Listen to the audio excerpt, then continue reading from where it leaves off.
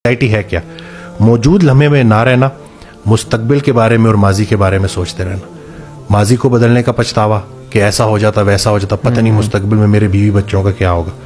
तो जो इंसान ये सोचता है कि मेरे बीवी बच्चों का मेरे बाद क्या होगा, उसका ईमान नामुकम्मल, उसने पालने वाली सिर्फ पे ईमान नहीं लाया। एंग्जाइटी वसवसे और शक की बीमारी है।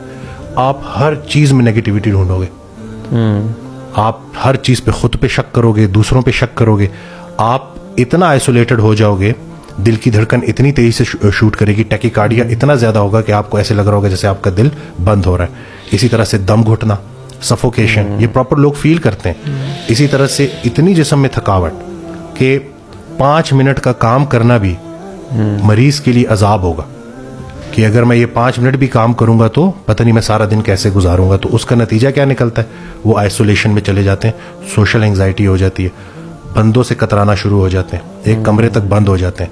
और फिर जब भी कोई फीलिंग आती है तो वो सर का दर्द भी तो हो सकता है, लेकिन एक एंग्जाइटी का पेशेंट क्या सोचेगा, कहीं मुझे ब्रेन ट्यूमर तो नहीं है, ठीक है, कहीं अगर पेशाब ज्यादा आ रहा है, एंग्जाइटी में ना जब फाइट एंड फ्लाइट ट्रिगर हुआ होता है तो पेशाब बहुत ज्यादा आता है, तो लोग समझ रहे होते हैं कहीं मुझे गुर्दों का कैंसर तो नहीं है, कहीं मेरे गुर्दे फेल तो नहीं हो रहे।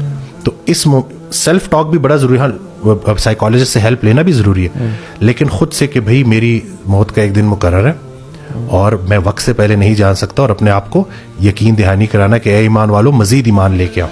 ईमान शक की वसवसे की नफी करता है। जितना जितना आपका ईमान पुख्ता होता जाएगा उतना उतना ये ख्यालात आपके जहन से निकलते जाएंगे।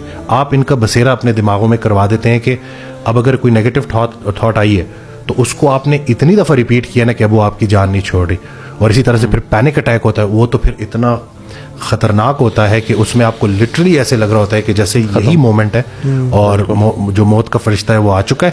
और उससे जब वो लोग निकलते हैं तो पैनिक अटैक से भी ज्यादा खतरनाक fair of another panic attack है कि कहीं ये फिर ना। और आई थिंक उसकी वजह से अटैक्स होते भी, आई नो समवन जिनके साथ ही हुआ है, यू नो, एक पैनिक अटैक हो गया ना, अब वो उसकी जो पैनिक अटैक होने से पहले जो सिम्टम, जो फीलिंग्स आई थी ना, अब वो नॉर्मल सी फीलिंग्स थी, थोड़ा सा जैसे होता है ना सांस फूल जाना है, बिल्कुल इस तरह सा होता है ना, लेकिन उसके बाद फिर अब वो जब भी वो कहते हैं कि जब भी वो थोड़ा सा भी वो सिनेरियो सिमिलर होता है ना, उनको लगता है पैनिक अटैक, और उसके बाद मल्टीपल अटैक्स हो गए जस्ट थिंकिंग कि मुझे पैनिक अटैक आने वाला है, and it resulted in actual panic attack. इसमें होता ये है कि मैं खुद भी एंग्जाइटी के एक फेज से गुजरा हूँ।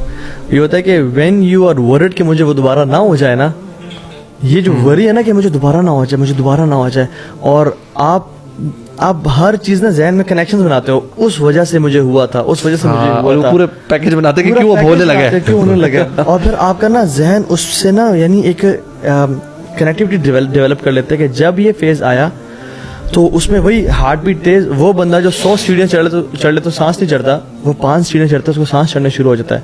हार्ट बीट इतनी तेज कि हर टाइम 24/7 हार्ट बीट तेज है। फिर होंठों का सूख जाना, प्यास लगना, बार बार वॉशरूम का आना, और अगेन यानी लोगों से बात करने की कॉन्फिडेंस शटर हो जाना, सेल्फ स्टीम लोअर हो जाती है। और यानी अल्हम्दुलिल्लाह I am a confident person, लेकिन जब मैं उस फेज में था ना, I never used to talk. मैं चाहता मैं अकेला रहा हूँ, घर पे मेहमान ना आए, कोई फोन बजना ना दिल की धड़कन तेज, ओह ये क्या न्यूज आई होगी, सुभान अल्लाह ब्रो। इवन घंटी का बजना बाहर कोई आफत आ गई है, serious fear of the unknown. So ये एग्जैक्टली जो है ना, ये पता है वसीम, बीच में कुछ लोग ऐसे भी हैं, those who wake up with anxiety, यानी the life is normal completely fine, but when they wake up at a panic attack तो मैं नहीं कहूँगा, but anxiety attack। ठीक है, आपके पास ऐसे कोई केसेस आए हैं? बिल्कुल, उसकी बहुत सारे केसेस ऐसे भी होते हैं जिनके पीछे कोई वजह नहीं होती, लेकिन जब हम प्रॉपर उनसे बात करते हैं, जब वो खुलते हैं तो पता चलता है कि कोई डिस्टर्ब चाइल्डहुड है, कोई बचपन में कुछ ऐसी चीज देखी थी, कोई एग्जाम क्लियर करना चाहते थे वो नहीं हो पाया, मार्क्स पूरे नहीं आए, यानी कि कहीं ना कोई एक फेलियर है, कोई अनरिजॉल्व कोई मसला चला आ रहा है जो कि चलते चलते यहाँ तक आया है। वो जरा सा जब वो खुलते हैं तो पता चलता है कि पीछे कोई ना कोई बात ऐसी थी। जैसे उस दिन एक साहब आए, वो कहते हैं कि मैं बिल्कुल स्ट्रेस नहीं लेता और चेहरे पे स्ट्रेस ही स्ट्रेस है। तो मैंने कहा कि देखें जी, ये आप रहने दें, ऐसी बात ना करें, जो ये डिनाइल में आप है ना, बगैर स्ट्रेस के हम सरवाइव ही नहीं कर सकते। फिजियोलॉजिकल जो एंजाइटी है अगर वो एग्जाम से पहले नहीं होगी तो आप पढ़ेंगे कैसे? पहले आप एक्सेप्ट तो करें कि आपकी लाइफ में मसले चल रहे हैं, हर इंसान की जिंदगी में प्रॉब्लम्स होते हैं, बेहतर इंसान वो है जो उन प्रॉब्लम्स को अपने ऊपर हावी ना होने दे। आप अगर एक चीज को एक्सेप्ट ही नहीं कर रहे तो आपने तो पहला स्टेप ही नहीं लिया।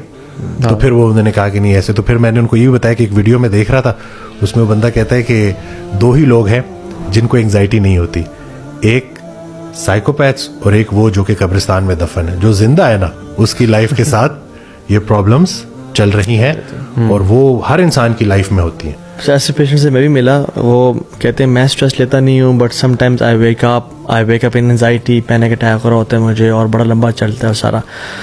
तो उनको समझ नहीं आ रही थी कि उनका जैसे ही वो उठते हैं ना, कभी कभी, यानी दिस हैपेंस रेयरली, तो उनको वो अटैक क्यों आता है। जब हमने मजीद डिग इन किया और डीप डाउन गए तो फिर उनको मेमोरीज पुरानी याद आना शुरू हो गई और फिर अल्टीमेटली वो कहते हैं कि हाँ, मैं जब अराउंड 7th 8th क्लास में था, मैं एक रात को उठा और मैं बड़ा डर गया था बिकॉज मैं अकेला सो रहा था कमरे में।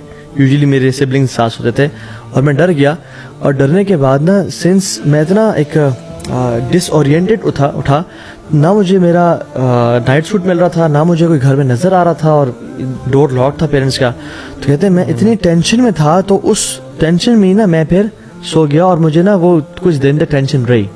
अच्छा, वो ट्रिगर किया तो पता चला कि कोई ऐसा ख्वाब या कोई ऐसा स्ट्रेस उनको मिले ना जो वो सेम फीलिंग ट्रिगर कर दे, then he wakes up in stress and anxiety.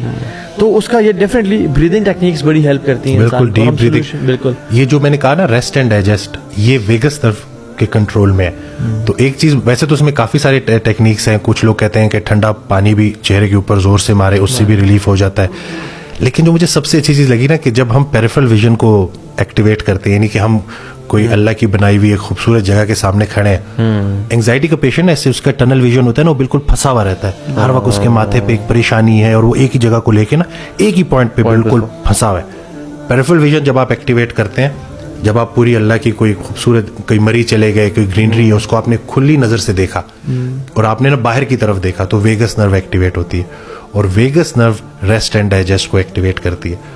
बहुत सारे एंजाइटी के पेशेंट्स एसिडिटी की शिकायत कर रहे होते हैं, मैदे का निज़ाम दरम भरम हुआ होता है, डाइजेशन, और उसके लिए फिर वो प्रोटॉन पंप इनहिबिटर्स भी ले रहे होते हैं, मैदे की और अद्वियात भी ले रहे होते हैं। ये हमारा मेन ब्रेन है, मैदा हमारा सेकंड ब्रेन है। जब तक मेन जो ब्रेन है वो स्ट्रेस में है, हाजमे का निज़ाम ठीक नहीं हो सकता। अब आप हद चेक करें कि स्ट्रेस वहीं का वहीं है, उसके ऊपर काम नहीं हो रहा और अद्वियात का अंबार लिया जा रहा है। और ये जो पीपीआई है, प्रोटॉन पंप इनहिबिटर्स, ये वाइटामिन की डेफिशिएंसी करा देती हैं, खास तौर पे विटामिन B12 की डेफिशिएंसी करा देती है। विटामिन B12 का नर्वस सिस्टम का और रेड ब्लड सेल्स का क्या लिंक है वो हर कोई देख सकता है आजकल।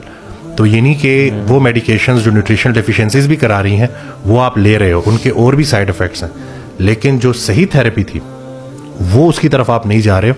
तो इसका मतलब है कि आप बस उस बीमारी को खींचे जा रहे हो, उस एक बीमारी से कई बीमारियां निकलने वाली हैं। तो ये भी जरूरी है कि लोगों को हमने लाइफस्टाइल मॉडिफिकेशन की तरफ लेके आना है।